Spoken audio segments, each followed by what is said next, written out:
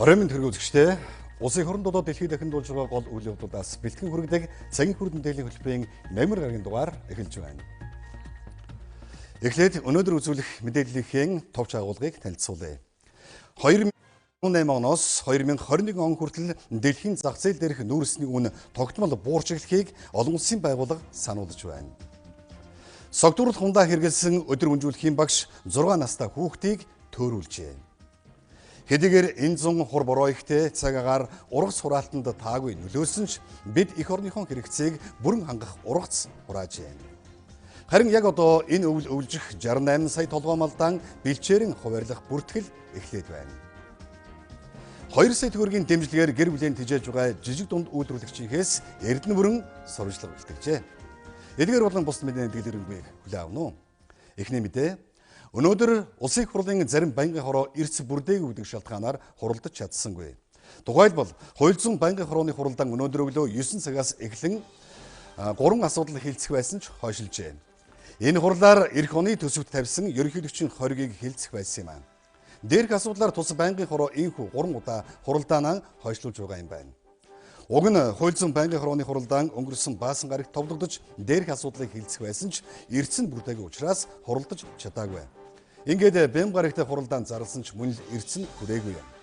Харин нийгмийн бодлого боловсрол соёлын шинжилгээ ухааны байнгын хорооны өнөөдрийн хуралдаан 52.6% эрстэй эхэлж эрүүл мэндийн тухай хуульд нэмэлт өөрчлөлт оруулах тухай хуулийн төслийн эцсийн хилцүүлгийг хийж байнгын хорооны санал дүгнэлтийн чуулганы нэгдсэн хуралдаанд танилцуулахаар болжээ.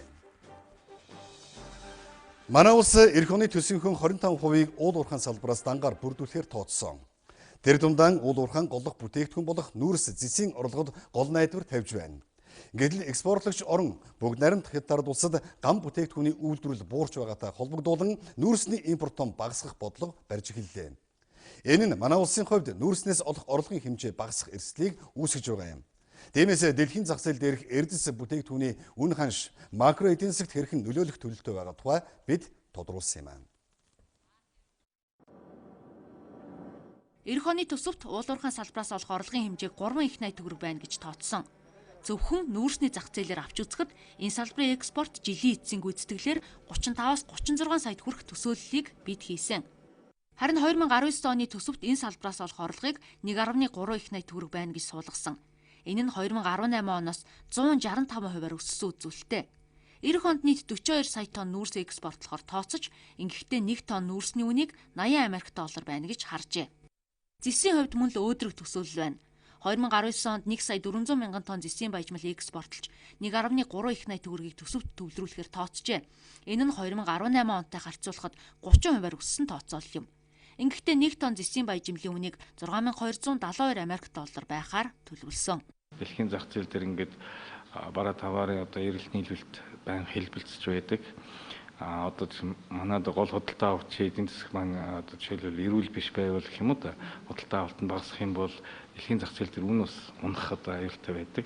Тэгвэл олон улсын байгууллагуудын төсөөллөөр нүүрсний үн тэмч өөдрөг байх дүр зураг харагдахгүй байна. Тодорхойлбол дэлхийн зах зээл дээрх нүүрсний үн 2018-аас 2021 онуудад тогтмол буурах төлөвтэй байгаа юм. Энэ нь нүүрсний гол импортлагч орн болох Хятад дахь эрэлт буурсантай холбоотой.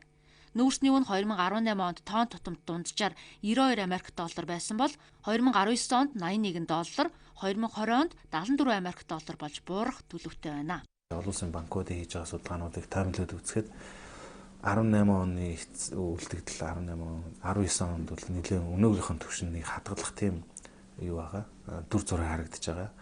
Тэгэхээр бол бүр айхтар том шок бол тэндээс бол орж ирэхгүй байх гэсэн хүлээлт бол байгаа. Харин дэлхийн зах зээл дээр зэсийн үн ханшийн хувьд илүү өөдрөг төсөөллийг гаргаж байна. Зэсийн үн 2017 онд өмнөх онтой харьцуулахад 21%-аар өсөж 6170 долларт хүрсэн.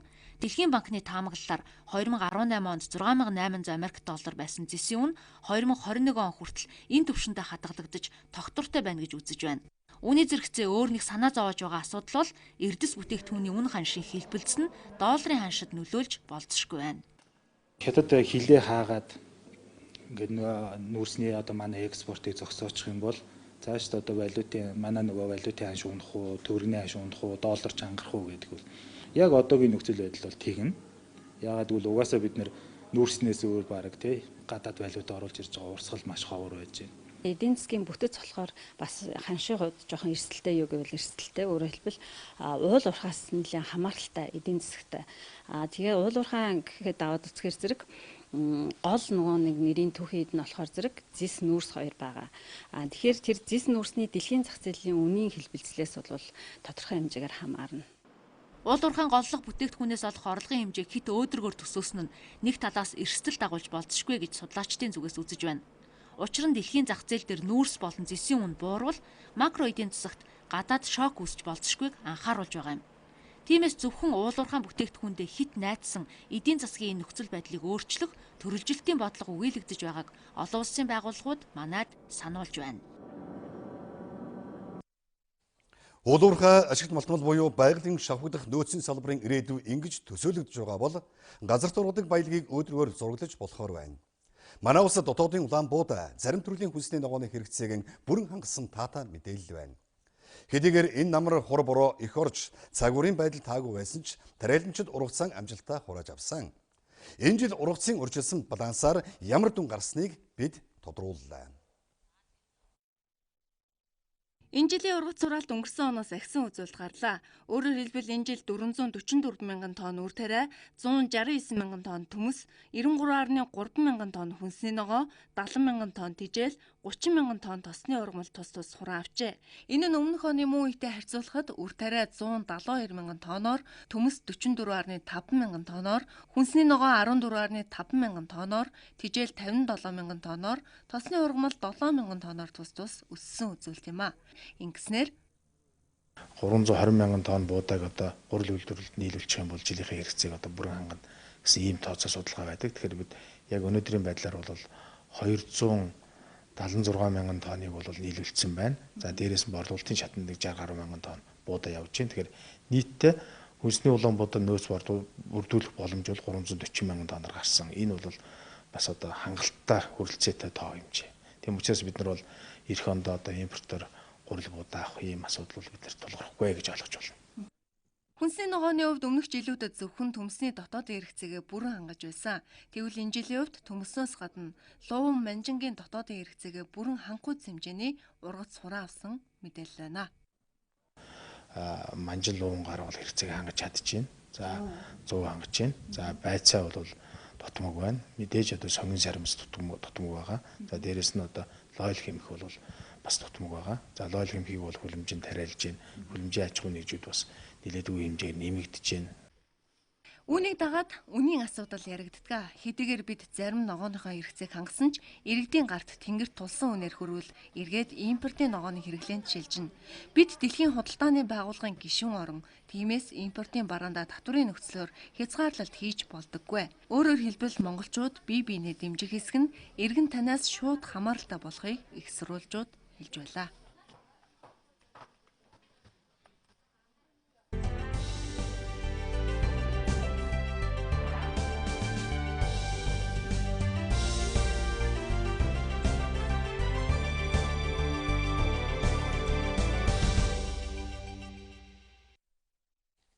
Өнөөдөр дэлхийн хүүхдийн өдрөө. Одоогоос 29 жилийн өмнө Нэгдсэн үндэсний байгууллага олон улсын хүүхдийн эрхийн конвенцийг баталсан юм аа. Харин Монгол дахь Нэгдсэн үндэсний байгууллагын хүүхдийн сангаас дэлхийн хүүхдийн өдрийг тэмдэглэхээс агаарын бохирдлын асуудалд олон нийтийг анхаарлаа хандуулахыг уриалсан байна.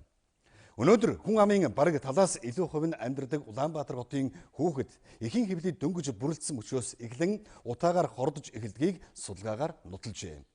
Харин яаж гэдгийг та дараах хэлбэршүүлсэн видеогоос үзэж болно. Агаарын бохирдол хүүхдийн эрүүл мэнд уур тархинд нөлөөлөх нь.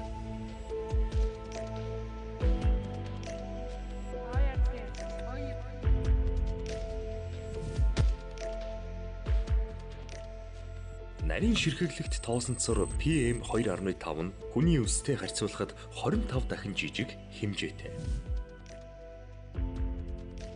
Амьсгал авах үед энэхүү тоосонцор нь агаартай хамт хамар залгиураар дамжин уурсан холоод очиж цааш явсаар уушигны төгсгөл хэсэг болох цулцсанд хүрдэг.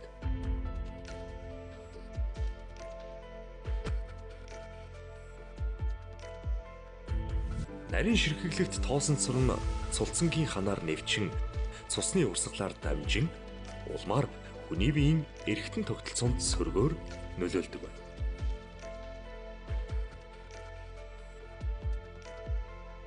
Ийхүү цулцангийн ханаар нэвтэрсэн тоосонцор уушиг, зүрх, тархи болон дархлааны эргэтнүүдэд хүрдэг. Хүүхэд төрөх үед тархи маш хурдцтайгаар хөгжиж байдаг. Энэхүү хөгжил нь өсвөр нас хүртэл явагдсаар байдаг бөгөөд хүүхдийн ой тогтоолт, анхаарал төвлөрүүлэх чадвар, сэтгэл хөдлөн барих чадвар болон нийгмийн харилцаанд маш чухал үүрэг гүйцэтгэдэг. Гэтэл тоосонцрууд нь хүүхдийн хөгжиж буй тархины эдисүүдийг гэмтээдэг. Үүний үр дүнд хүүхдийн танин мэдхүй болон суралцах чадвар суларч, амьдралынхын туршид нийгэм, эдийн засгийн боломжуудыг нь хязгаарлан явандаа мэдрэлийн дороотолд хүргэж болно.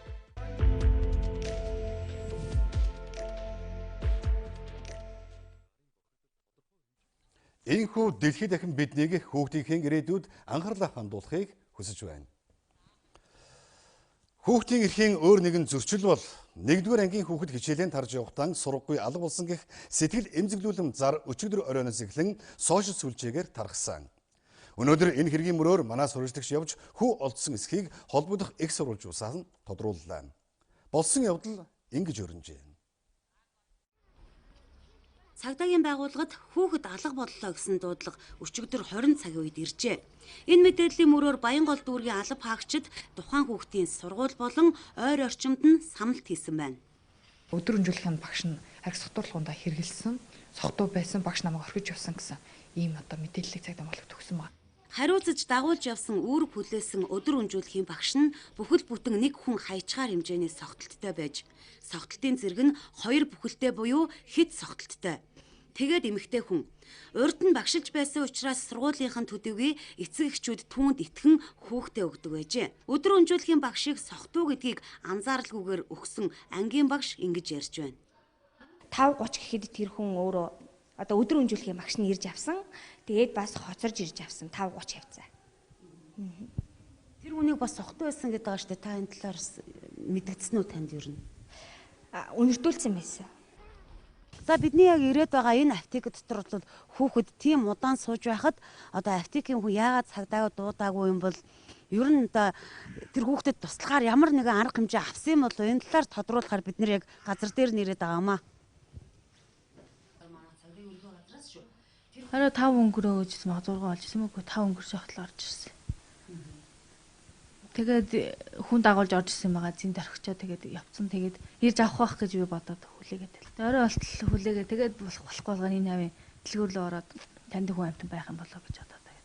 Алга болсон хүүгээс цагдаагийн алба хаагчид яагаад тухайн эмийн санд байсныг нь тодруулахад гадаа харанхуй байсан тул дараад бас айгаад гэрэлтэй байсан тул орж дулаацсан гэж хариулжээ.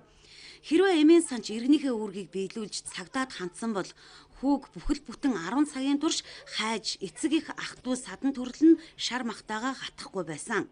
Энэ хэрэг биднийг анхаарал сэрэмжтэй байж дэрэгдэх хүүхэд хөгштөө халамжлан тусалж хүнлэг байхыг сануулсан бас нэг жишээ болж байна. Хүү олдсон ч эргээд эрсдлийг тооцож үзье. Хүүгийн сурдаг 40-р сургууль 20 гаруй камертай, үүнээс зөвхөн 3 камер нь гаднаа байралтай. Өөрөөр хэлбэл сургуулиас гарлаа бол хүүхдийг хариуцахгүй гэж байгаа мэт зөнд нь хайсан. Ойр орчмынхын нөхцөл байдал ч яг тийм байсан юм а. 1-р ангийн сурагч өчигдөр алга болсон. Яг танах хажууд нэмээ танах ер нь камертэй яаж ажилладаг вэ? Яг ийм төвчлөө орж байгаа нь бол яг мэддэггүй. Гадагшаа алдсахгүй дотроо л камертай шүү. Гадаа бол камер байхгүй шүү дээ, дотроо л камертай. Камерын хяналтаар бусдыг ирж хаях тогтоох шаардлагатай гэмт хэрэг зөрчлийн талаар камерын бичлэгүүд маань бас зарим тохиол шаардлага хангахгүй камерын тоо дутмаг тал бас ажиглагддаг. Яг жилийн өмнө замын үдэд 8 настай сэрж мэдэг охин алга болсон. Одоо болтлоо олдоогүй. Түүнийг алга болоход гудамжны камержуулалт хичнээн хэрэгтэй болохыг хүн бүр толгой дараалан ярьцгааж байлаа. Дөнгөж өчигдөр хүүхэд алга болоход л нөхцөл байдал бах байдгаараа бид зөвхөн азанд найдчил алга болсон хүүхдүүдэд хайдаг тогтолцоо хിവэр үйлчилж байна. За сүүлийн 10 жилийн хугацаанд манай улсад нийт 73 хүүхэд алга болоод олдоогүй их судалгааг цагдаагийн байгууллага гаргасан байна. Тэдний 39 нь эмэгтэй. Насны байдлаар нь авч үзвэл тэгээс 7 насны 6 хүүхэд, 8-аас 13 насны 17 хүүхэд, 14-өөс 18 насны 50 хүүхэд сураггүй алга болжээ. Сүүлийн 10 жилийн хугацаанд 73 хүүхэд сураггүй болсон байна. 39 эмэгтэй, тэгээс 7 насны 6 хүүхэд, 8-аас 13 насны 17 хүүхэд, 14-өөс 18 насны 50 хүүхэд сураггүй алга болсон мэдээлэл байна.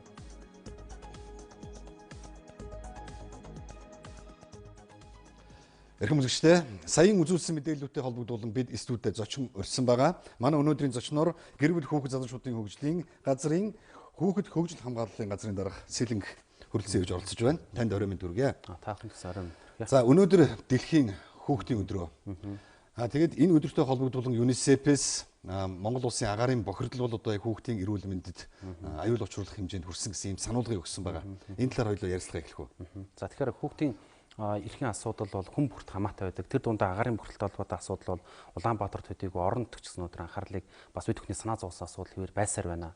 Тэгээ энэ дээр бас нэг зүйлийг онцолж бас би хэлмээр байна. Өнөөдөр хүүхдийн асуудал гэдэг бол хүн бүрт хамаатай байдаг. Тэр үднээс яг одоо энэ телевизийг үзэж байгаа эцэг эхчүүд, байгууллага бүр өнөөдөр хүүхдийн асуудалд анхаарлаа хандуулах зайлшгүй шаардлагатай байна. Тийм учраас өнөөдөр би бас энд хүүхдийн туу хоолойгоос хүргэе гэж бодож энд бас ирлээ.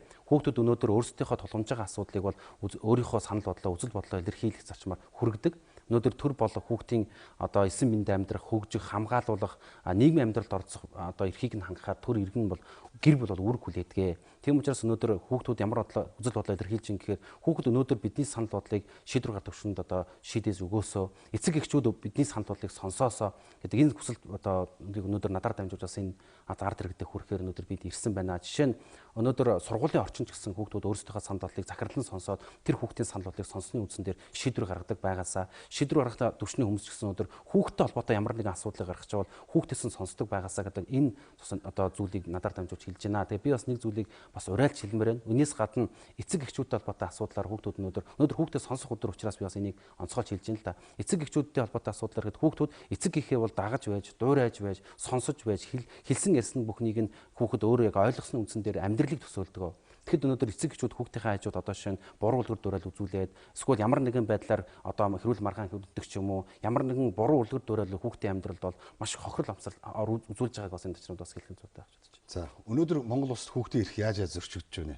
Ямар сануулгууд ирсэн байна? ЮНИСЕФ-ээс олон улсын байгууллагаас тийм. Тэгэхээр хүүхдийн эрхтэй холбоотой асуудлаар бол ер нь бол бүх салбар дундын хамтын ажиллагаа өнөхөр маш чухлаа гэдэг бас энэ төчрөнд хэлмээр байна. Тэгээ манай гэр бүл хүүхдийн газраас 2017-оос 18 онд бол нийтдээ 17,384 хүүхдэд бол одоо хамгааллын үйлчилгээ үзүүлж нийтдээ 99,750 хүүхдэд бол хөгжлийн үйлчилгээ үзүүлж ажиллаж байна. Энэтэй холбоотойгоор бүх салбар дундын өнөөдөр хамтын ажиллагаа нэн чухал учраас энэ асуудлыг одоо салбар дундын хамтын ажиллагааг хөгжүүлэх, тэднийг одоо хамтын ажиллагааг хүүхдэд ээлтэй болох асуудал бол үнэхээр чухал байгаа. Ийм үднэс бид нар байгууллага болгоныг одоо хүүхд хамгааллын бодлоготой болгох, байгууллага болгоныг өнөөдөр эцэг эхийн зөвлөлтөй болох асуудлыг бол цаашдаа хэрэгжүүлэхээр бас ажиллаж байна.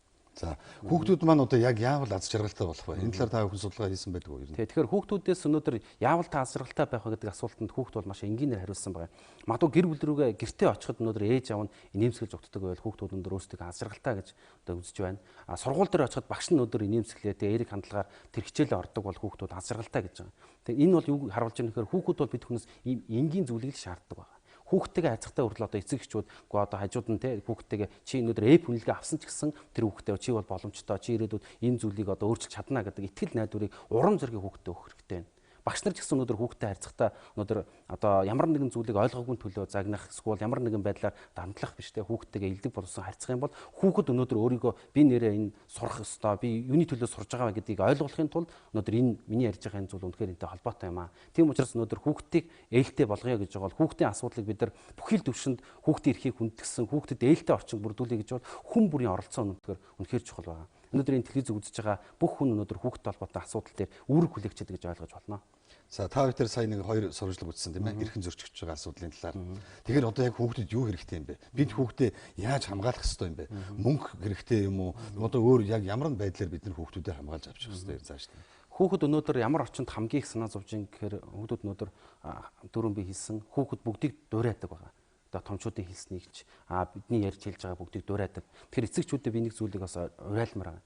Та хүүхдийнхээ хажууд өнөөдөр зөв үлгэр дуурайлах багш шүү гэдгийг өнөөдөр бас мартаж болохгүй шүү гэдгийг хүүхдүүдийн өмнөөс бас хэлмээр байна. Хоёрдугаарт энэ сошиал орчин буюу одоо Facebook орчин, YouTube ч юм уу энэ тавьж байгаа мэдээлүүд өнөөдөр хүүхдэд ээлтэй байх заашгүй шаардлагатай байна. Өнөөдөр энэ Монгол улсын иргэн бүр өнөөдөр хүүхдийн төлөө санаа зовж байгаа гэдгийг би бол ойлгож байна. Гэхдээ та өнөөдөр хүүхдийн төлөө нэг үйлдэл хийгээч гэж би гэр бүл хүүхд зорчигчдаас уриалмаар байна. Өнөөдөр Facebook орчин та мэдээлэл оруулахдаа эерэг мэдээллүүдийг оруулаач. Өнөөдөр энийг хүүхдүүд харж байгаа, хүүхдүүд сонсож байгаа, хүүхдүүд дагад уриаж байгаа гэдгийг та бүхэн мартаж болохгүй. Тийм учраас өнөөдөр хүүхдийн төлөө үйлдэл бол энгийн зүйлээс л эхэлнэ.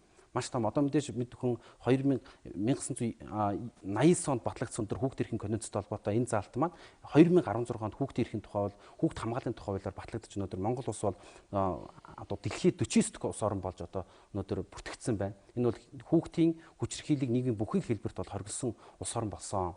Тэгэхээр өнөөдөр энэ одоо байгууллага бүр одоо хүн бүр өнөөдөр хүүхдтэй холбоотой асуудлаар анхаарлаа тавьж энэ хүүхдийн асуудал надтай хамаатай шүү гэдэг байдлаар хандах юм бол хүүхдийн асуудал шийдэгдэх маш том одоо гарт шийдлээ гэж бодох юм бас үзэж байгаа. А мөн дээрээс нь бид хүн одоо 2019 онд бол хөгжсөн хүүхэд хамгаалагдгаа гэдэг энэ одоо концепцийг бид төвшүүлж одоо ажиллахаар бас төлөвлөж байгаа. За баярлалаа. Ингээд бидний урилгыг хүлээж авч хүрэлцэн ирж ярилцлага өгсөн танд баярлалаа. Ажлаа явуулсан та бүхэнд. Эрхэм үзэгчдээ цагийн хүрд мэдээллийн хөтөлбөр өргөлжилж байна.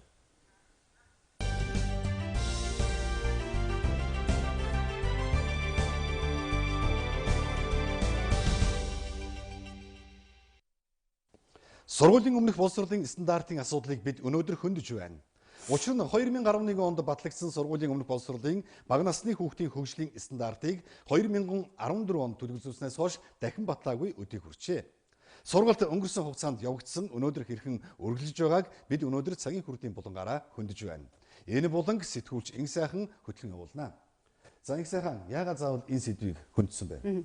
Сургуулийн өмнөх боловсрол стандарт байна уу гэдэг энэ асуудлаас яг анхаарлыг татж байгаа юм. Тодруулаад хэлэх юм бол яг өнөөдрийн байдлаар манай улсад сургуулийн өмнөх боловсролд одоо сургалтын стандарт байгаа нь бас нөхцөл байдал бол бас тодорхойгүй юм байдал үүсэж байгаа юм. Юу гэсэн үг вэ? Тэгэхээр энэ чинь маш гайхаж байна л да. Бид ямар ч стандартгүй орчинд хүүхдээ сэсрэлт өгдөг болж байгаа юм. Сургуулийн өмнөх боловсрол стандарт байсан мөрдөжсэн.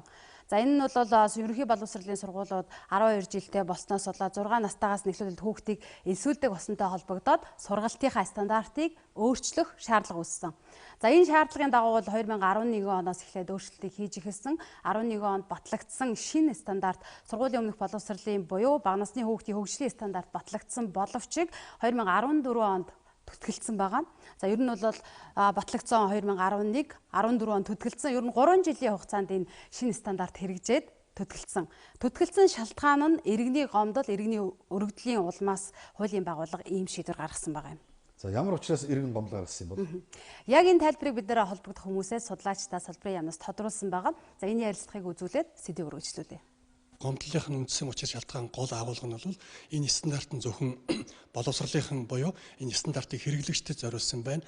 Яг стандартын үр шимийг хүртэгчдэд зориулагдаагүй бөгөөд хэрвээ зориулагдсан байсан ч гэсэн тэр нь ямар нэгэн хэмжээнд ойлгомжгүй байна гэсэн үндслээр төтгөлзөөч гэсэн байж байгаа. Стандарт гэдэг бол хэмжих багж, өөрөөр хэлэх юм бол стандарт гэдэг бол одоо хүүхдийн хөгжлийн хамгийн минимум түвшин эсвэл одоо үйлчлэгээ үзүүлж байгаа үйлчлэгээний минимум түвшинг бид нар үнэлж байгаа одоо үнэлгээний багаж хэрэгсэл байхгүй. Ер нь бол сургуулийн өмнөх боловсролын салбарт заашгүй одоо стандартыг хэрэгжүүлэх нь зүйтэй гэж судлаач байгаас үзэж байгаа. За сая ярилцлагад судлаач тайлбарласан байгаа шинэ стандартууд бол ер нь цогц байдлаар шийдлэг өгсөн.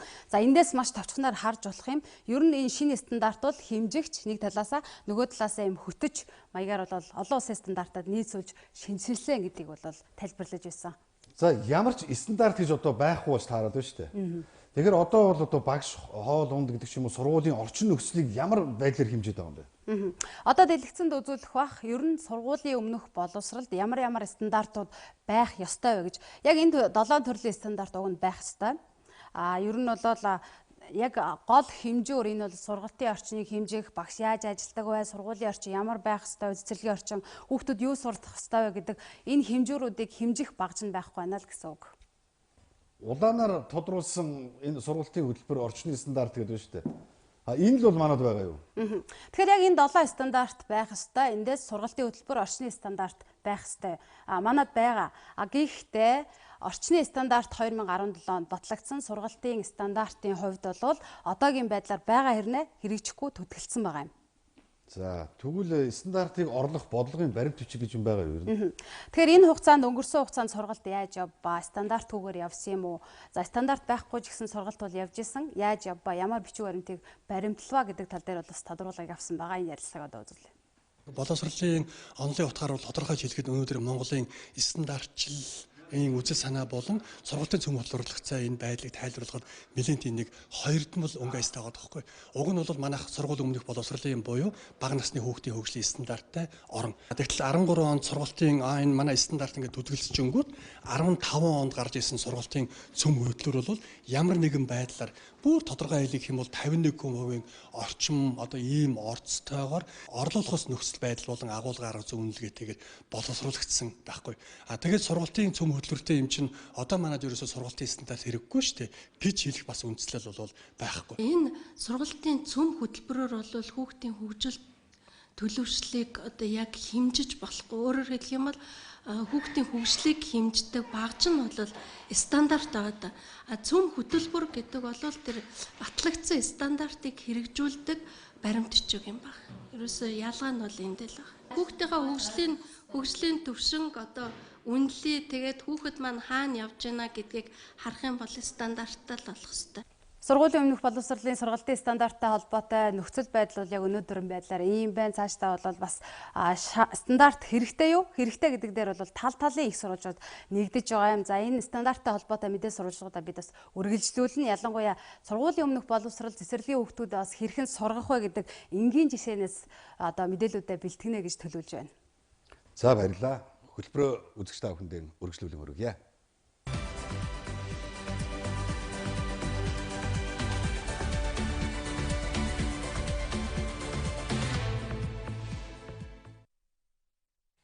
Цагийн хүрд энэ 7 хоногт өвлжилтийн бэлтгэлтэй холбогдуулан цуврал мэдээ сурвалжлах хүргэнэ. Өнөөдөр бид одрын бүс нутагт өвлөлт бэлэн сэдвийг хөндөж байна. Энэ жил одрын бүс нутгийн бэлчээрийн дааз өмнөх оноос 43% нэмэгдэж нийт 700 мянган орчим мал өвлжүүлэх шийдвэр гаргасан.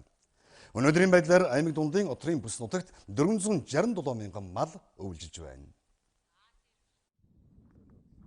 Отрын бүс нутагт гардаг гол асуудал нь малчид их хэмжээгээр малаа оторлож, эмхт замбраагүй байдал үүсгдэг. Энэ нь улмаар ургамлын гарц багасах, борог өвсгөө болж бэлчээр талхлагдах нэг үндэс болдгоо. Тиймээс одоо отрын бүст малаа оторлох малчин өрхүүдийг эхлээд сумын засаг даргатай гэрээ ихийг шаардаж байна. Ингэхдээ малчин өрх малын аа данс, малын эрүүл мэндийн дэвтэр сумын засаг даргын тодорхойлолтоо бүрдүүлж, гэрээний дагуу 11-р сарын 1-ээс 3-р сарын 1 хүртэл отрын бүс нутагт зөвшөөрлийн дагуу малаа үйлжүүлэх юм а. Тухайн сумынхаа одоо малын эмчээс одоо энэ мал нь эрүүл юм а гэсэн ийм тодорхойлтыг авч энэ отрын бүс нутагт одоо үйлжиж хаваржуулах ажлыг зохион байгуулаарай гэдэг ийм юуг одоо малчдад бол энэ жил өмнөх жилүүдээс илүү одоо шаардлага тавьж байгаа. Тохирсон одоо тооны малыг отроор оруулж үйлжүүлж хаваржуулахгүй бол туурайн зуд гэж энэ асуудлыг одоо тэнд дагуулна. Аймаг дундын отрын бүс нутагт зөвшөөрлгүй малаа оруулсан малчдад албан мэдэгдэл хөргүүлнэ. Өнгөрсөн үйл 26 малчин өрх зөвшөөрлгүйгээр малаа отрын бүст өвлжүүлж холбогдох хуулийн дагуу торгуулж барагдуулсан юм. Харин энэ жилийн хувьд аймаг дундын отрын бүс нутгийн захиргаа энэ асуудалд анхаарлаа хандуулж нийт 9 бүст 10 мэргэжилтэн томилж ажиллаж байна. Энэ жил бол бид нэр одоо яг нөгөө отрын бүс зөвшөөрлөгөө орсон малчд бол мэдэгдэх хоцоо явсан. Удаа дараа мэдэгдэх хоцоо гэсэн. Одоо тэгээд отрын бүс нутагт зөвшөөрлөгөө орсон тохиолдолд торгуулийн арга хэмжээ авах гэдэг ийм үг зохион байгуулад бас тухайн орон нутгийнхаа аймгийн мэргэжлийн хэлтийн байцаагч нартай хамтарч ажиллаж ингэж явж байгаа. Тийм учраас бид нар бол яг илүү тооны малыг бол энэ отрын бүс нутгаар оруулахгүй гэдэг тал дээр бол хяналт тавьж ажиллаж байгаа газар нь манайх. Орон нутгтаа бол манай отрын бүс хариуцсан мэргэжилтэнгүүд гэж байна. Отрын бүс нутаг бол мал сүргийг эрслээс хамгаалах, онд мэнд оруулах нөөц газар. Энэ газрыг угтаа бид хайрлаж хамгаалж, хамар хүрээг нь өргөжүүлэх нэн шаардлагатай байгаа юм а. Учир нь манай улс өнөөдөр хонин толгойд шилжүүлсэн дүнгээр нийт 110 сая малтай болсон. Гэтэл үүний ердөө 700 мянга орчим мал нь отрын бүс нутагт энэ жил өвлжинэ. Түүнчлэн Монгол улс 156.4 сая гаа газартай. Гэтэл үүний ердөө 783 мянган га газар нь отрын бүс нутаг эзэлж байгаа юм а. Малын тоо толгой жил ирэх тусам нэмэгдэж байгаа энүүд отрын бүс нутгийн хамар хүрээг тэлэх нь зүй усны асуудал гэдгийг салбарынхан хэлдэг. Хаврын үйлдэлд бол одоо гарч байгаа асуудал маань одоо малчид маань одоо эрхээ эдэлчээд үүргээ биелүүлэхгүй энэ асуудал үүсдэг. Отроор ороод үйлчлчихсэн цаг хугацаанд нөгөө отрын бүс нутгаа чөлөөлөх ёстой байдал одоо чөлөөлдөггүй. Малчид маань отрын бүс нутагт өнтөө сайхан үйлдсэн бол тухайн цаг хугацаанд отрынхоо бүс нутгийг чөлөөлөөд дараа жил нь одоо тухайн отрын бүс нутагта орж өнтөө сайхан үйлчлэхэд одоо та бүхний хүчин чармаалт хэрэгтэй шүү. Ингэжээж бид одоо улсын тусгай хэрэгцээ давсан отрын бүс нутгаа зөв ашиглаж зохистой хамгаалах ийм боломж бүрдэх юм а гэдгийг хэлмээр байна. Өмнөх 7 хоногийн байдлаар Завхан, Дорнод, Хинтээ, Говьалтай, Увс, Говьсөнбөр, Ховд, Төв аймгийн отрын бүс нутагт 527 өрхийн 467 мянган мал өвлжиж байгаа дүн гарчээ. Агаарын хөлөг онгоц үйлдвэрлэдэг Embraer компани Shark E190 E2 загварын онгоцон танилцуулах зорилгоор дэлхийн улс орнуудаар тойрон аялал хийж байгаа юм. Томоохон нисэх онгоцны буудлуудаар дамжин альчиж Монгол улсад ээлжит буултаа хийлээ. Тухайн онгоц нь бусад агаарын хөлгөөтэй харьцуулахад 17.3% бага түвш зарцуулдаг дуу чимээ багтай онгоц юм аа. Embraer компани 1969 онд байгуулагдсан цагаас хойш нийт 8,000 гаруй агаарын хөлгийг зах зээлд үйлдвэрлэн гаргажээ. Энэ компани үйлдвэрлэсэн E190 E2 онгоц өмнө нь Ази нутгийн орнуудаар нислэг хийх үеэрээ нэг удаагийн төлс цэнгэлтээр 6 цагийн нислэгийг гүйцэтгэсэн байна. 150 хүний судалтаагаас гадна онгоцны засвар үйлчилгээний хоорондын хугацаа нь бага учраа авиа компаниудын техник үйлчилгээний зардлыг 25% хүртэл хувиар хэмнэх боломжтой юм аа. E190 E2 онгоцыг танилцуулах нислэгийн 11 дахь зогсоол нь Монгол улс олж байна. Embraer компани үйлдвэрлэсэн энэ загварын онгоц нь өмнө үйлдвэрлэсэн агаарын хөлгөөс 2 дахин их хүчин чадалтай юм. Хамгийн гол нь тухайн онгоцны бүх тоног төхөөрөмж систем нь шинжлэгдсэн. Хүн Air компани нь агаарын хөлгийн фарк шинжилгээн 2016 оноос эхлүүлсэн. 2019 оны эхний улирал багтаан E190 E2 загварын онгоцны 92 энгийн 6 бизнес ангиллын 98 хүний судалтай агаарын хөлгийг үйл ажиллагаанд ашиглахаар бэлтгэл ажлаа хангаад байна. Ингэснээр дэлхийн өнцөг булан бүрт ашиглаж байгаа агаарын хөлгөөр Монголын ард иргэдэд үйлчилгээ үзүүлэх боломжтой болж байгаа юм аа. Өнөөдөр Улаанбаатар хотын автозамын ачааллыг бууруулах шинэ туслах зам нээсэн байна. Яг одоо Олимпийн гудамжийг нарны замтай холбосон түр замаас алтан ишиг шууд холбогдож байна. За алтан ишгэ наачин автозамын ачаалал буурч байна уу? Үзэгчтэй бид замын цагдаагийн албаны зүүн талын уулзуур дээр ирсэн байна. За яг миний одоо ард харагдаж байгаа энэ талын уулзуур бол 5 сараас хойш хаалттай байсан. Яг энэ хэсэг дээр бол шинэ гүүрэн гарс хийхээр бол ингэж хаасан байсныг өнөөдөр өглөө нээсэн байна. За тэгвэл яг ингэж нээснээр жолооч нарт ямар давуу байдал үүсч хөдөлгөөн одоо хэр одоо ачаалал буурч нэмээ төвжирэл үүсэхгүй байгааг бид нэр зочинтой уулзахаар бол тодруулахаар бэлэн болоод байна. Өнөөдөр ачаалал бол бас гайгүй харагдаж шít яг энэ хэсэгт тийм ээ. За нийт үзэгчтэй орой минь дүргээ. За замчдын баруун уртлын уулзуур буюу одоо тээврийн цагдаагийн газрын тээврийн цагдаагийн албаны баруун уртлын уулзуур гүүрэн байгуулагч барьж байгаатай холбогдуулаад 5 сараас хаалттай байгаа. За үүнийг одоо төвжирлийг бууруулах ажлын хүрээнд ямар ч төр замыг одоо өнөөдрийн байдлаар нээсэн байна.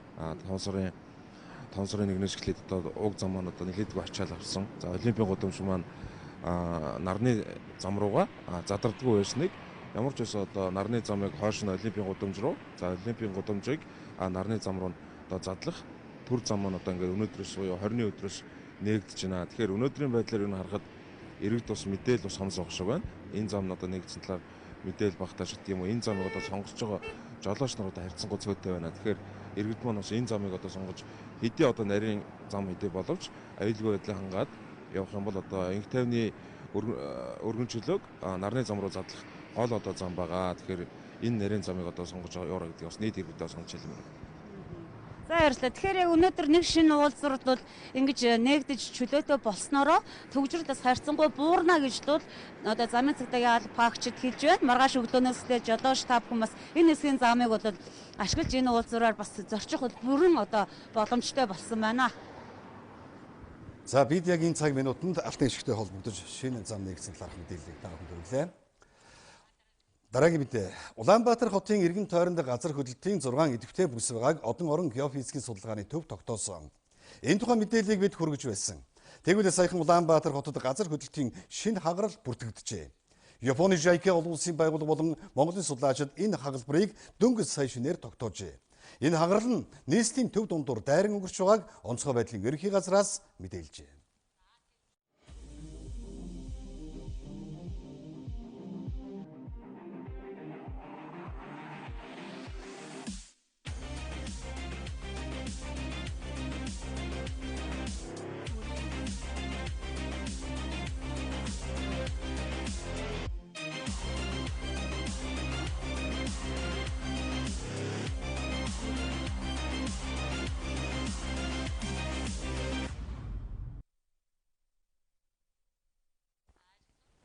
Хөгжлийн бэрхшээлтэй хүний эрхийг хамгаалах чиглэлээр улсын хурлаас гаргасан тогтоолын хэрэгжилтийг бүрэн хангах шаардлагатай гэж хууль тогтоох байгууллага болон салбарын яамд мэргэжлийн холбоодын төлөөлөл үзэж байна. Энэ талаар өнөөдөр төрийн ордонд болсон уулзалтын үеэр яригдсан юм аа. За улсын хурлаас 2017 онд гаргасан тогтоолоор бол хөгжлийн бэрхшээлтэй иргэн хүүхдийг дэмжих зардлыг төсөвт тусгах үүргийг холбогдох байгууллагуудад өгсөн байна. За бас хөгжлийн бэрхшээлтэй хүүхдийн суралцах орчныг бүрдүүлэх, тусгай сургуулийн багш ажилчдын нийгмийн хамгаалалд анхаарах ёстой гэж улсын хурал үзэж холбогдох тогтоолыг гаргаад байгаа юм. За тухайн тогтоолын хэрэгжилтийн явц болон цаашид шийдэх шаардлагатай зарим асуудлын талаар салбарын яамдынхан тайлбар өгöd байна. За ерөнхий боловсролын сургуулиудад хөгжлийн бэрхшээлтэй хүүхдэд зориулсан хүүхд хөгжлийн төвийг бол аль болохоор одоо бид нар олон орнд байгуулах ийм саналтай байна. Сонсгол хэл яриа, хараа, оюун ухааны бэрхшээлийн ялгаатай байдалд нийцсэн тусгай сургалтын шинэ үзэл баримтлал, зарчим зохион байгуулалтыг тодорхойлсон одоо маш сайн тийм бодлого боловсруулж ажиллах ийм шаардлагатай байгаа. Газар хөдлөлийн төсвөрлөлтийн байдлыг барилгын тухай хуулийн дагуу бүх одоо энэ ашиглагдж байгаа барилга байгууламж дээр шалгаж үнэлэх ёстой.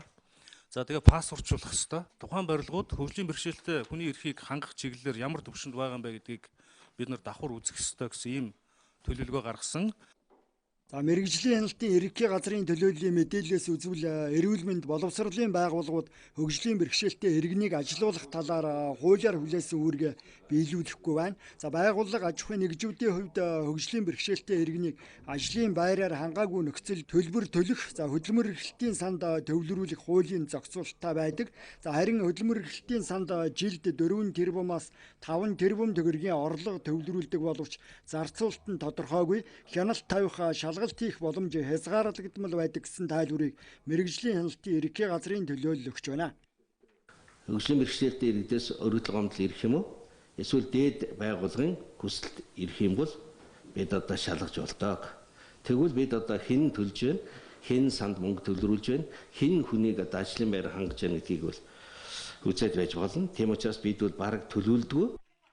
Улсын хэмжээнд хөгжлийн бэрхшээлтэй нийт 103 мянган иргэн байна. За тэдний 19 мянган хөдөлмөр эрхэлж байгаа юм.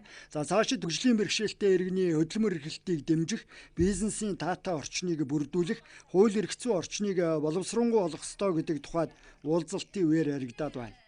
17 оны 6 сард гарсан хөгжлийн бэрхшээлтэй иргэдийн талаар арга хэмжээний тухай тогтоолвол голдуу хөгжлийн бэрхшээлтэй хүүхдүүдийн сурч боловсрох орчин нөхцөлийг сайжруулах, хөгжлийн бэрхшээлтэй хүүхдүүд рүү бол нэлээд чиглэлсэн тогтоол болсон байна. За улсын хурал болон засгийн газрын холбогдох байгууллагын мэдээллээс үзвэл 2018 онд багтаан үндэсний томоохон чуулган хийн чуулганаар хөгжлийн бэрхшээлтэй хүний эрхийн тулгамдсан асуудлуудыг ярилцсан цаашдын бодлого чиглэлээ гаргана гэсэн байр суурьтай байна. Манай улсад 100 мянган орчим хөгжлийн бэрхшээлтэй иргэд бүртгэлтэй байдгийн 20 орчим хувь нь хөдөлмөр эрхэлж нэмэлт орлого олдог байна. Бид энэ удаад сонсголын бэрхшээлтэй туяагийн хөдөлмөр эрхлэлтийг онцоллоо. Тэрээр 4 жилийн өмнөөс хаягдл үхрийн эврийг ашиглан бэлэг дурсгалын зүйл хийж худалдан борлуулдаг болжээ. Туяа 20 жилийн өмнө 2 дахь хүүгээ төрүүлэх үеэрээ төрхийн хүндрэлээс шалтгаалж сонсголын бэрхшээлтэй болжээ. Түүний баруун чих нь огт юм сонсдоггүй, за харин зүүн чих нь аппаратны тусламжтайгаар муухан сонсдог байна. За ихэвчлэн хүний амны хөдөлгөөн, үйл хөдлөлөөр нь ярьж байгаа зүйлийг нь ойлгож сурчээ. За группийн 100 гаруй мянган төгрөг, за нөхрийнх нь тэтгэврийн 300 мянган төгрөг тэдний амьдралд хүрэлцдэггүй учраас хаягдл үхрийн эврийг ширхгийг нь жижиг томоос нь шалтгаалan 250-аас 1000 төгрөгөөр худалдан авч цэвэрлэж бэлтгэн бэлэг дурсгалын зүйлс хийж сардаа 300-аас 400 мянган төгрөгийн нэмэлт орлого олдог болжээ. Чанаад гол ятгарахсан юугаа цэвэрлэн, нэгдүгээр өнгө цэвэрлэн, хоёрдугаар өнгө, гуравдугаар өнгөний манай нөхөр цэвэрлэн. Тэгэл загтны хушуу мушуу тайрах марих ажиллагаагаа манай хүн хийгээл дараагийн дамжлага тэр цэвэрлэх мэвэрлэх юуны аяга ажиллагааг нь бий явуулдаг та. Туяа нөхөр нацаг нэмтайгаа хамтран үхрийн эврийг ашиглан 20 гаруй төрлийн бэлэг дурсгалын зүйл хийдэг. За хос цагаас эврэн аяг, хундаг, суйртай сүргүү, бариултай бариулгүй, үзэг харандааны сав, дүлхүүрийн оосор, хуян арилгагч гэх мэтийг хийж худалдан борлуулдаг. За тэр зуны цагт хөвсгөлийн хатгалд очиж хийсэн зүйлсээ орон нутгийн иргэд болоод жуулчдад зарж борлуулдаг. За харин өвлийн үлрэлт бэлэг дурсгалын дэлгүүрүүдэд 4000-аас 13000 төгрөгөөр бөөндөж зардаг байна. Та хоёр энийг өргөжүүлээд цаашаа бас ингэж явах бодол байдаг л бах тий. Байдаг. Тэгээд нэг хамтраа хийчих тийм хүнч байхгүй, уулын санаа байна. Уул нь болдог бол үр удамдаа өвлүүлээд юу яачуул гэж бодсон чинь уянгаас манай бас нэг хамаалтангийн нэг юм байдаг. Тэр л нэг сураг байсан шүү дээ. Тэгээ яг ингэж шантраад байна хүмүүс тий. Хүнд шантарч. Яг ингэ хийж байгааг хараад ингээл зүлгүүрдээ цагаан буужгинсан юм гарангуутал тэгэл шантраад би тэр шантрахгүй. Туяагийн өнгөрсөн жил хөгжлийн бэрхшээлтэй иргэдийг дэмжих сангаас 2 сая төгрөгийг 2 жилийн хугацаатай хүүгөө авчээ. За одоо түүнд дулаан бас зориултын ажлын байр хэрэгтэй. За туяагийн жижиг дунд бизнесийн цаана гэр бүлийнх нь 5 хүний амь амьдрал явж байгаа. За 2 тэрбум эсвэл 200 сая биш 2 сая төгрөгөөр инхүү хөгжлийн бэрхшээлтэй иргэн аж амьдралаа залгуулж байна. Хятад улсын зүрхний мясаллын нарийн мэрэгжлийн эмч нар манай улсад ирж зүрхний төрөлхийн гажигтай 130 хүүхдэд үзлэг хийж 47 хүүхдийг эмчилгээнд явуулахаар сонгожээ. Бүгд найрамдах Хятад ард улсын улаан загалмаа сангийн сахиусан тэнгэр аялал Монголд хэмээх төслийн хүрээнд төрөлхийн зүрхний гажигтай 100 хүүхдийг эмчлэх зорилт тавьсан бөгөөд өнгөрсөн жил 53 төрөлхийн гажигтай хүүхдийг хагалгаанд оруулж эмчилсэн байна. Хятад улсын зүрхний мэс заслын эмч нар зүрхний хагалгааг нэн даруй хийх шаардлагатай амжилгааны баталгаажих төвшингөөс доош орлоготой 18 нас хүртэлх 47 хүүхдүүдийг сонгожээ. Өнөөдөр эдгээр хүүхдүүдээс 28 хүүхэд Бээжин хотын Анжен нэмлэгийг зорилоо. Анх охин маань 2010 онд төрөөд 5 сартай ахтай анх зүрхний ховдол хоорондын цоорхотой байна гэж орон нутагт онцлогдсон л да. Зүрхний цоорхоо өвчнөр онцлогдоод анх бол 2 цоорхоотой байсан. Нэг нь өөрөө нөхөгдөөд нөгөөх нь нөхөгдөхгүй саргаа одоо 4 нас хүрчээд. Улаан цагтмаа хамт олондоо баярлалаа. Тэгээд хүүхдээ одоо ингээд авч яваад тэгээд ирүүл саруул болоод ирнэ. Хагалгаанд орох хүүхэд болон эцэг их аль нэгний асран хамгаалагчийн онгоцны зардлыг Air China компани 50% хөнгөлж өгчээ.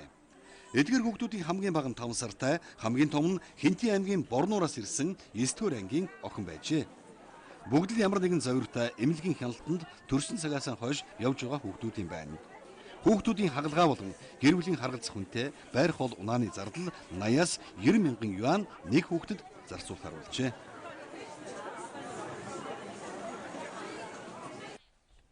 Бид бүхэнд өнөөдөр үлдгэсэн дотоод үйл явдлын мэдээлэл хүргэлээ. Одоо олон улсын мэдээллийг хүргэхээр студид гадаад мэдээний тоомч Төвшин Жаргал ажиллаж байна. Орой минь Төвшөө. Орой минь төргий, үзэгчдээ бас орой минь төргий. За тэгэхээр олон улсад өрнөж байгаа яг онцлог мэдээллүүдээс үзэгчтэй хүргэх үү? За юуны дөрөнд Сауди Арабын угсаар залгамжлагч ханхүүгийн хаан ширээнд суух эрхийг нь хасах асуудлыг тус улсын хааны гэр бүлийнхэн ярьж эхэлсэн тухай мэдээллийг олон улсын хэвлэлүүд ихээхэн онцолж дамжуулж байна. За угсаар залгамжлагчийг Туркийн Стамбул хот дахь Сауди Арабын ерөнхий консулын газарт сэтгүүлж Жимал Хашоггийн амь насанд хүрсэн эрхт холбоотойгоор гэж буруутгаж байгаатай учир за хаан ширээнд суулгахыг нь эсэргүүцэж байгааг хааны ордныхонтой ойр их сурвалжууд Reuters мэдээлсэн байна. Монголын мэдээ телевиз даваагаас баасан гарагт өдөр бүр 11-ээс 14 цагийн хооронд мэдээллийн шууд хөтөлбөрөөр хүргэж байна. Монголын мэдээг DD-шийн 7, Sky Media-гийн 11, Univision-ийн 13, Сансрын 3, MNBC кабелийн 41 дэх сувгаас хүлээн авч үзээрэй. Монголын Мэдээ телевизийн тойм тайлбар хөтөлбөр 2017 оны 3 дугаар сарын 25-наас нэвтрэж эхэлсэн. Хөтөлбөрөө даваагаас баасан гарагт 18 цагаас үзэгч танд шууд хүрч байна. Тухайн өдөр эх оронд болоод олон улсад өрнөсөн үйл явдлуудаас олонний анхаарлыг татсан онцлог 3-5 үйл явдлын эргэн тойронд тоймчид мэдээллийг бэлтгэн хүргэж байна. Үйл явдал хэрхэн өрнөв? Үүнтэй холбоотойгоор өмнө нь юу болж өнгөрсөн? Ирээдүйд хэрхэн өрнөх хандлагатай байна вэ гэдгийг тоймчид олон талаас нь анализ хийж үзэгчдэд дүгнэлт хийх боломжийг олгосон бүтэн нэг цагийн хөтөлбөрийг өдөр бүр алгасахгүй хүргэсээр байна. Монголын үндэсний олон нийтийн телевиз 50 жилийн түүхтэй Монгол улсын болон олон улсын хагас 100 жилийн түүхийн дуу дүрсний үнэт тарихыг бидэнд байна. Энэ бол тойм тайлбар хөтөлбөрийн гол агуулгын нэг хэсэг юм. Монголын Мэдээ телевизийн тойм тайлбар хөтөлбөрийг тойм жалдан гэрэл, цэнд, сэтгүүлч үр зайх, олон улсын тоймч цогтоо, төвшин жаргал, редактор Ариун Чимгэнэр үзэгч танд хүргэж байна. Урсгал нэртэй хийн хоолойн далайн гүнээр тавих хэсгийг нээх ёслол өчигдөрүүлж Орос улбаны улсын ерөнхийлөгч Владимир Путин Туркийн төрийн тэргүүн Режеп Тайип Эрдоганаар оролцлоо. За хийн хоолойн 2 шугамыг Оросын Анапа хотоос хар тэнгисийн ёроолоор Туркийн нутаг дэвсгэр хүртэл тавьж байгаамаа. Үүний нэг нь Турк улсыг байгалийн хийгээр хангах шугам юм. За ингээд далайн гүнд тавьсан хийн хоолойн хэсгийг видео хурлаар нээх арга хэмжээ дээр хоёр улсын ерөнхийлөгчийн хийсэн мэдээлэлээс одоо хүргье. Бидний хувьд Оросын холбооны улс бол урт хугацааны найдвартай нөхөр, байгалийн хийн чухал нийлүүлэгчээ. Турк улс 1987 оноос хойш өнөөдрийг хүртэл 387 тэрбум куб метр байгалийн хий Оросоос худалдан авсан байна. Энэ бол маш чухал тоо. Энэ дүр зураг эрчим хүч хамтын ажиллагааны бусад салбар дахь бидний харилцааг тодорхойлж байгаамаа. Олон жилийн туршид манай хоёр орны найрамдал батчин бэхжиж харилцан ашигтай хамтарсан төслүүдийг хэрэгжүүлж байна. Хамгийн амаргүй амбицэгтэй төслүүдийг хамтран хэрэгжүүлэх манай хоёр орны түншлэл хамтын ажиллагаа үр дүнтэй гэдгийг гэрчлэх үнэхээр чухал арга хэмжээнд бид оролцож байна. Туркийн урсгал хийн хоолой барих гэрээнд бид 2016 оны 10 дугаар сарын 10-нд Стамбулд гарын үсэг зурж байсныг сануулах байна. Түүнээс хойш 2 жилийн дараа томоохон энэ төслийг хэрэгжүүлэхдээ хамгийн амаргүй хүнд шатыг нь даваад байна. Хийн хоолойн гүний усны хэсгийг барьж дуусгах гэдэг бол үнэхээр том ажлаа. За Туркийн урсгал хийн хоолойн 64 тэрбум куб метр хийг дамжуулж байсан өмнөд урсгал нэртэй хийн хоолойн орон тавигдсан юм. За Оросын Анапагаас Турк руу байгалийн хий дамжуулах 2 шугамын хүчин чадал нь тус бүрдээ 15.7 тэрбум куб метр юм а. Харин 2 дахь шугамаар нь зүүн өмнөд Европын орнууд руу хий нийлүүлэх ёстой юм. За Америкийн Конгрессийн дээд танхимын бүгд найрамдах болоод ардчсан намаас сонгогдсон гишүүд ерөнхийлөгч Дональд Трампад хандаж Интерполын ерөнхий ассамблеийн гишүүдэд нөлөөлөхийг уриалсан загтал бичсэн байна. Тодорхойлох юм бол Оросын иргэн Александр Прокопчукийг Интерполын шин тэргүүнээр сонгох боломж олгохгүй тулд нөлөө үзүүлж өгөх хүсэлтийг тэд энэ загталтаа бичсэн байлаа. За Сенатын гишүүд генерал Александр Прокопчукийг Интерполын шин тэргүүнээр сонгохыг буруушааж байгаагаа илэрхийлсэн. За мөн Оросын албаны улс төрийн өрсөлдөгчдөө за тэрс үзэлтнүүд сэтгүүлчидтэйгээ тооцоо бодохын тулд байнга Интерполыг буруугаар ашиглаж ирсэн. Тиймээс ерөнхийлөгч Трамп санал өгөх эрхээ ашиглан үүнийг талсан зогсоох ёстой гэж үзэж байгаагаа загталтаа тэд тэмдэглэсэн байсан юм а. Интерполын шин тэргүүнийг сонгох санал хураалт маргааш ерөнхий ассамблеийн хуралдаан дээр нь болно. За харин Оросын дотоод хэргийн яамны ажилтан байсан. За одоо олон улсын эрүүгийн цагдаагийн газрын дэд ерөнхийлөгчийн албыг хашиж байгаа Александр Прокопчукийг сонгох магадлал тун өндөр байгаа тухай Times өнгөрсөн 7 хоногт онцолж байсан юм. За Гүржийн засгийн газар 600 мянган иргэнийхээ үрийг тэглэхээ зарлалаа. Сөрөг хүчнийхнээ өмнө нь мөн ийм санаачлаг гаргаж байсан ч эрх баригчдын энэ мэдээллийг сонгуулийн өмнөх хуурам мэхлэлт хэмээн нэрлсэн байна.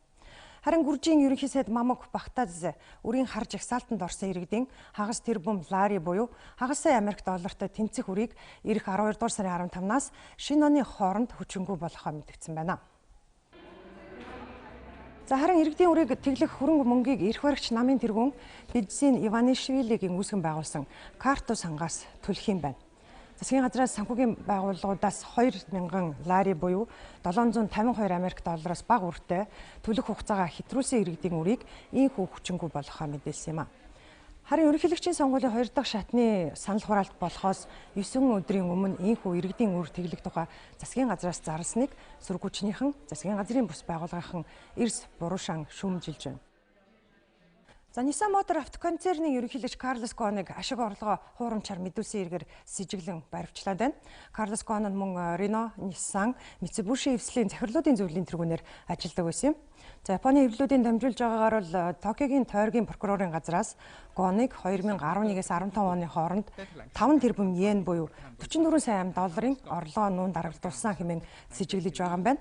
За мөн Nissan Motor-ын захирлуудын зөвлөлийн гишүүн Грег Келлиг өчигдөр мөн баривчилсан мэдээ ирж байна.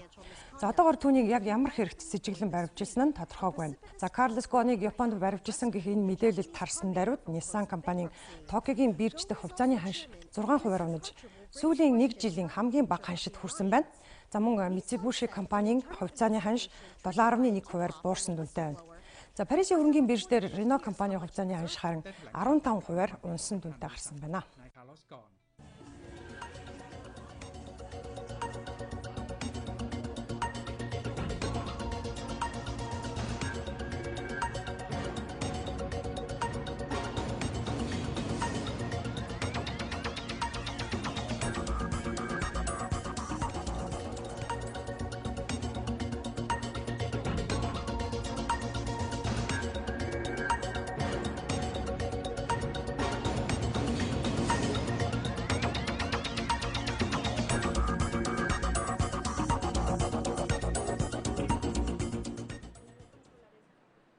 Олон улсын эвлэлүүдээс хүлээн авсан мэдээллийг үзэгч та бүхэндээ хүргэлээ. Анхаарлаа хандуулсанд баярлалаа.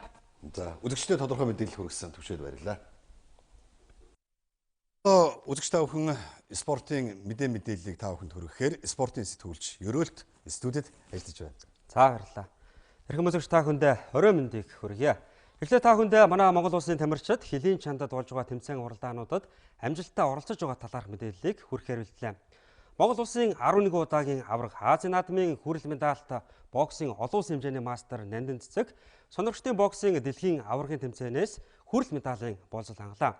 Тэрээр Монголын боксын спортын түүхэнд дэлхийн аваргын тэмцээнээс медаль хүртсэн анхны эмэгтэй боксчин болж байна.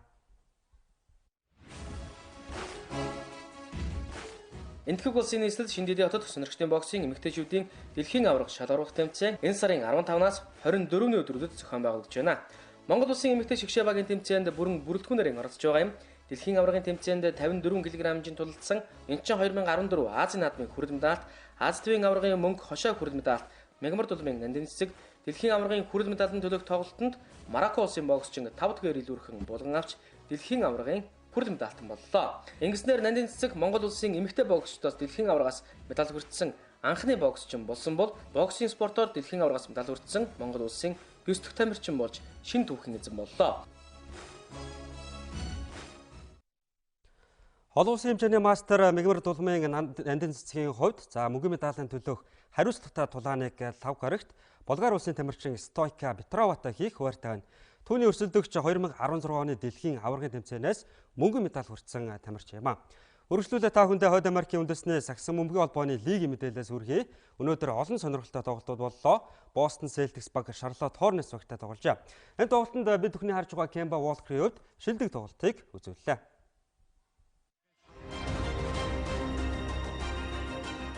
Монголын Мэдээ телевиз даваагаас баасан гарагт өдөр бүр 11-ээс 14 цагийн хооронд мэдээллийн шууд хөтөлбөрөөр хүргэж байна. Монголын Мэдээг DD-шийн 7, Sky Media-гийн 11, Univision-ийн 13, Сансарын 3, MNBC кабелийн 41 дэх сувгаас хүлээн авч үзээрэй.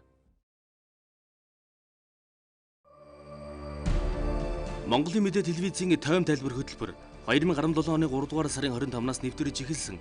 Хөтөлбөрөө даваагаас баасан гарагт 18 цагаас үзэгч танд шууд хүрч байна. Тухайн өдөр их оронд болоод олон улсад өрнөсөн үйл явдлуудаас олонний анхаарлыг татсан онцлог 3-5 үйл явдлын эргэн тойронд тоймчид мэдээллийг бэлтгэн хүргэж байна. Үйл явдал хэрхэн өрнөв? Үүнтэй холбоотойгоор өмнө нь юу болж өнгөрсөн? Ирээдүйд хэрхэн өрнөх хандлагатай байна вэ гэдгийг тоймчид олон талаас нь анализ хийж үзэгчдэд дүгнэлт хийх боломжийг олгосон бүтэн 1 цагийн хөтөлбөрийг өдөр бүр алгасахгүй хүргэсээр байна. Монголын үндэсний олон нийтийн телевиз 50 жилийн түүхтэй Монгол улсын болон олон улсын хагас 100 жилийн түүхийн дуу дүрсний үнэт тарихыг бидэнд байна. Энэ бол тойм тайлбар хөтөлбөрийн гол агуулгын бөмбөгийн холбооны улирлын тоглолтууд 2019 оны 4-р сарын 11-ний өдөр хүртэл үргэлжилнэ. Харин манай Монгол улсад сагсан бөмбөгийн олон улсын хэмжээний мастер Ундрмаагийн оргил агсны нэрэмжит оны сагсан бөмбөгчдийн авраг шалгаруулах тэмцээн болж байна. Өнөөдөр спортын төв ордонд тэмцээний хүрээнд 9 тоглолт боллоо. Олон улсын хэмжээний мастер Ундрмаагийн оргил Сагсан бөмбөгийн замналаа 1995 оноос эхэлж 1998 оноос дээдлийг тоглож анхны улирлын тоглолтоо оюутны шгшээ багаас бүрдсэн ирээдүйн богт өнгөрөөж байсан түүхтэй. Мөн Монголын дээдлигийн олон шилдэг багт карьераа үргэлжлүүлсэн байдаг. Тэрээр Монгол улсын шгшээ багт 6 жил, Монголын дээдлигт 10 жил тоглохдоо Сагсан бөмбөгийн ур чадвараа гайхуулж олон хүүхэд залуусыг Сагсан бөмбөгт хөтлөж оруулсан гавьяатай. Мөн Япон, Тайван, Бүгд найрамдах Солонгос улс, Катар зэрэг дэлхийн олон оронд болсон томоохон тэмцээнүүдэд их орноо төлөөлөн оролцож амжилттай тоглож байсан Монголын шилдэг сагсчдын нэг байсан юм а. Оргил агсны нэг үеийн найзууд лигт хамт тоглож байсан тамирчид нь нэрэмж тэмцээнийг нь өнгөрсөн жилээс эхлэн зохион байгуулах болсон юм а. Нэг үеийн шилдэг сагсчин оргил Монголын шгшээд бас 10 жил тоглосон. Тэгээ бид нэр өнгөрсөн жил бол найзынхаа дурсах үүднээс энэ тэмцээнийг зохиосон байгаа. Энэ манай лигийн тамирчид манаас санаа гаргаад тэгээ энэ жилийнх бол 2 дахь жилийнхээр болж байна. Тэгээ энэ жил манай лигийн шилдэг 85 оноос 95 оны хооронд ирсэн шилдэг 10 баг өрсөлдөж байна. Энэ 10 баг маань хоорондоо тойрогоор тоглох юм байна. Он оны шгшээ багуудын тэмцээнд оролцож байгаа 10 шилдэг баг тойрогоор тоглоод хамгийн өндөр оноо авсан 4 баг хагас шгшээ төрсөлдөнө. Маргааш буюу лав гарагт спортын төв ордны А танхимд 17 цагаас тэмцээний нээлтийн үйл ажиллагаа болно. Одоо эрхэм үзэгч та бүхэндээ спортын ертөнцид өрнөж байгаа бусад үйл явдлын мэдээллийг товчоор хүргье. Филиппиний алдарт тулаанч Мэни Пакьяо мэргэжлийн тавцанд 70 дахь тулаанаа хийхээр болжээ. Тоймж алдан гэрэл, цэнд, сэтгүүлч үр цайх, олон улсын тоймч цогтоо, төвшин жаргал, редактор Ариун Чимэг нар үзэгч танд хүргэж байна.